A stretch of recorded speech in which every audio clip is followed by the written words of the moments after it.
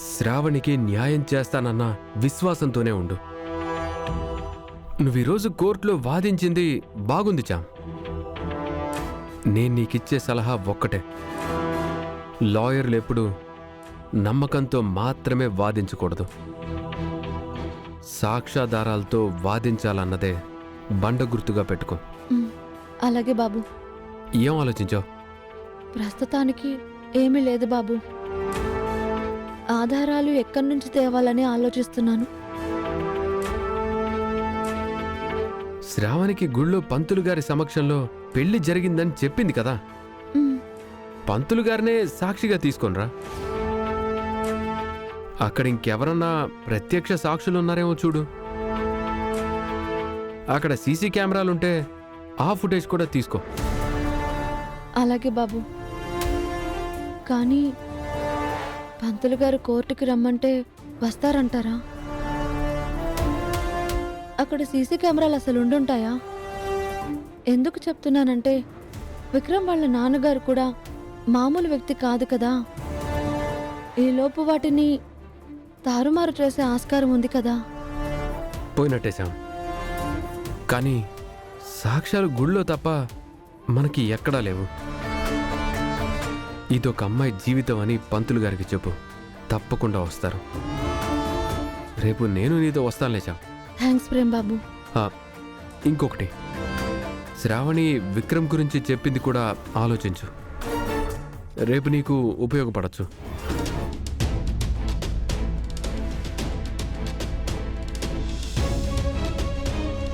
విక్రమ్ గురించి శ్రావణి ఏం చెప్పింది? విక్రమ్ ఇంటికి ఎలా వెళ్లారు? వాళ్ళ ఫ్రెండ్ కార్లో డ్రాప్ చేశాడు. విక్రమ్ ఎలా మారిపోతాడని నేను అస్సలు ఊహించలేదు. ఇందులో ఏముంది? అసలు ప్రేమ్ బాబు చెప్పింది ఏంటి?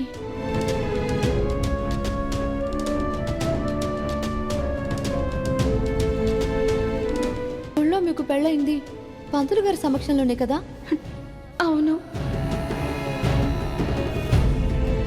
రేపు ముందు గుడికి వెళ్ళి ఎలా అయినా పంతులు గారిని ఒప్పించి కోర్టుకు తీసుకువెళ్ళి సాక్ష్యం చెప్పించాలి.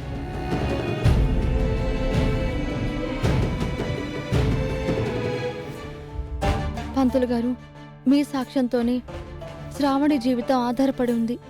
మీ సమక్షంలో పెళ్లి జరిగింది అన్న నిజం జడ్జి గారికి మీరే చెప్పాలి. మీరు ఇన్నిసార్లు చెప్పక్కర్లేదమ్మా, జడ్జి గారికి నిజమే చెప్తాను.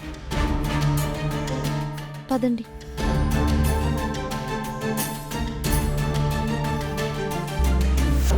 కూర్చోండి.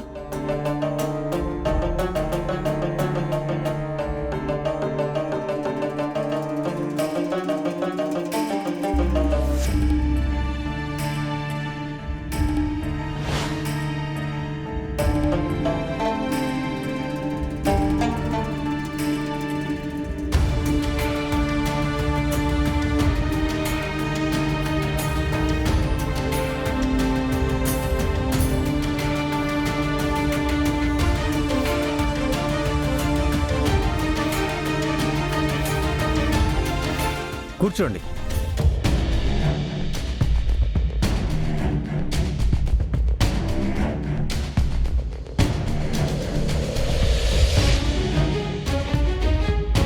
Yes, proceed.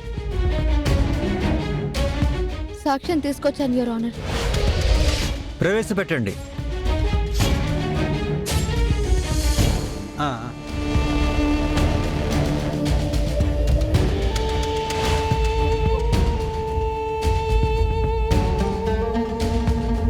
నమస్కారం జడ్జి గారు.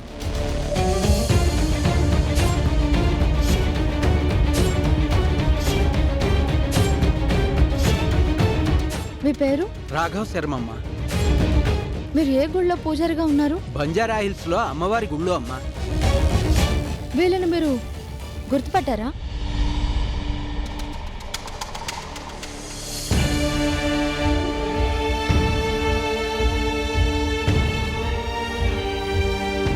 గుర్తుపట్టానమ్మా.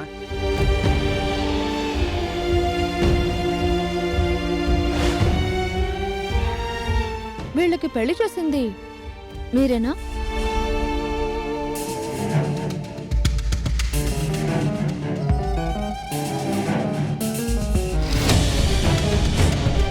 పెళ్ళా? ఏమంటున్నారమ్మా? ఏమంటున్నారమ్మా?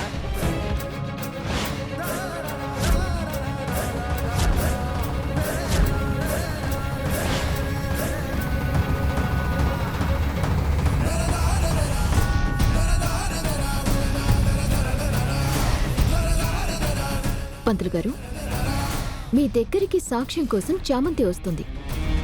సాక్ష్యం చెప్తానని కోర్టుకు రండి, కానీ మీ సమక్షంలో పెళ్లి జరిగిందని చెప్పకూడదు. చెప్పారా? మా అంకుల్ మీతో పాటు మీ కుటుంబాన్ని కూడా బతకనివ్వరు. ఈ మధ్యనే మీ కూతురికి బిడ్డ పుట్టిందని తెలిసింది. పోగొట్టుకుంటారా? మీరు చెప్పినట్టు చెప్తానమ్మా. మీకు దండం పెడతానమ్మా. రాఘవ శర్మ గారు, మీరే కదండి వీళ్ళిద్దరికీ పెళ్లి చేసింది. అదే కదా మీరు మాతో చెప్పారు. జడ్జి గారితోనూ సాక్ష్యం చెప్తానంటేనే కదండి మిమ్మల్ని కోర్టు దాకా తీసుకొచ్చింది.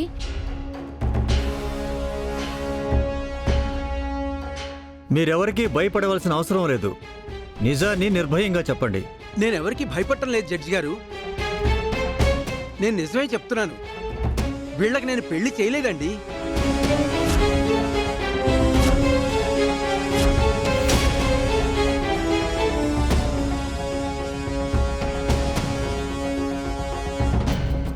మరి వీళ్ళని గుర్తు పట్టాను అని చెప్పారు. గుడికి ఎంతో మంది వస్తూ ఉంటారు, పోతూ ఉంటారమ్మా. అలా గుర్తుపట్టానని చెప్పాను. లేదు యువర్ ఆనర్, ఈయనని బెదిరించినట్టున్నారు. అందుకే ఈయన ఇక్కడ అబద్ధం చెప్తున్నారు. Objection your honour. అసలు వారిని సాక్ష్యంగా తీసుకొచ్చిందే ఈ చామంతి గారు. ఈ మధ్యలో ఆయన్ని బెదిరించేది ఎవరు చేస్తారు? దీన్నే కేసుని తప్పుదోవ పట్టించడం అంటారు యువర్ ఆనర్. ఏంటి చామంతి ఇది? వారు నిజం చెప్పడానికే వచ్చారు యువర్ ఆనర్. ఇప్పుడు మాట మారుస్తున్నారు. రాఘవ శర్మ గారు, మీరెందుకు మాట మారుస్తున్నారో చెప్తారా? సత్యమే చెప్పండి. జడ్జి గారు మీకేం కానివ్వరు. జడ్జి గారు, ఈ అమ్మాయి ఉదయం నా దగ్గరికి వచ్చి వీళ్ళ ఫోటోలు చూపించి వీళ్ళకి నేనే పెళ్లి చేశానని కోర్టుకు వచ్చి చెప్పని చెప్పారండి.